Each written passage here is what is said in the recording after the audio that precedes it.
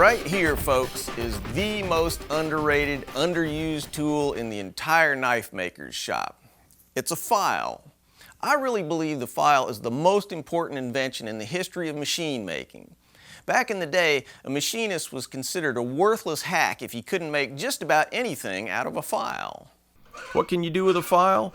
You can profile the shape of your blade, you can bevel the blade, turning a bar of steel into a cutting tool, you can profile bolster material, you can produce decorative filing, you can cut choils and grooves, you can clean out holes, you can chamfer edges, you can profile handles from materials as diverse as wood, bone, antler, and synthetics like plastic, G10, and micarta.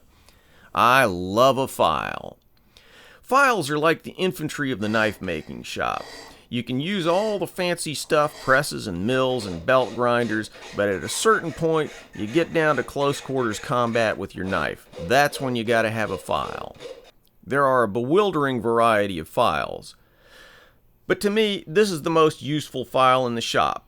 It's a flat double-cut bastard file. There are different nomenclatures in different countries. You got Swiss pattern files and mill files and single cuts and double cuts. In American nomenclature, the single cut is the finest, slowest cutting file. The double cut is quicker and rougher, while the bastard removes the most metal, leaving the roughest finish. For most of the things you do in knife making, you want to take off the maximum amount of material. That's what the bastard file's good for.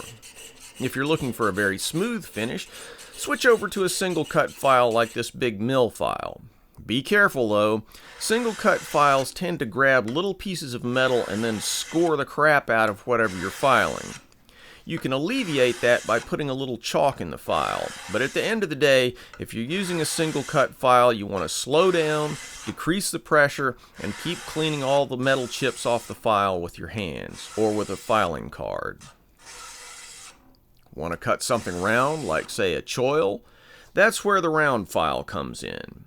There are tapered round files. There are also half rounds, which have a wider radius to the curve, as well as giving you the benefit of being able to switch from round to curve without switching files.